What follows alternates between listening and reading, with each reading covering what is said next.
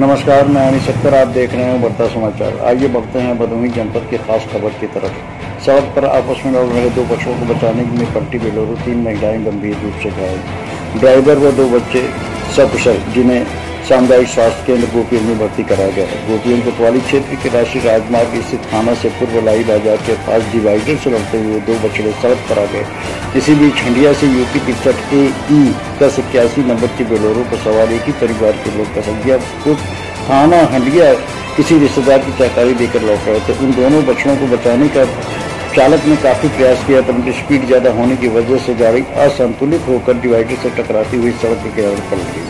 गाड़ी में सवारों की चीख पुकार से उनके सामने मस्जिद में सुबह की नमाज पढ़ रहे नमाजियों ने दौड़कर ड्राइवर सहित पूरे परिवार को सकुशल गाड़ी से बाहर निकाला और मौके पर पहुंची पुलिस की मदद से सामुदायिक स्वास्थ्य केंद्र गोपी पहुंचाया गया, जहां पर लक्ष्मी देवी 80, सुधा सिंह 60, बंसराजी देवी 75 सभी निवासी ग्राम बबुरा जनपद भदोही के हैं।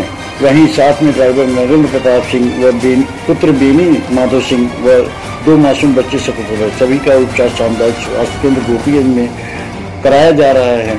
बबुरा से उसके परिवार के अन्य सदस्य पहुंच गए।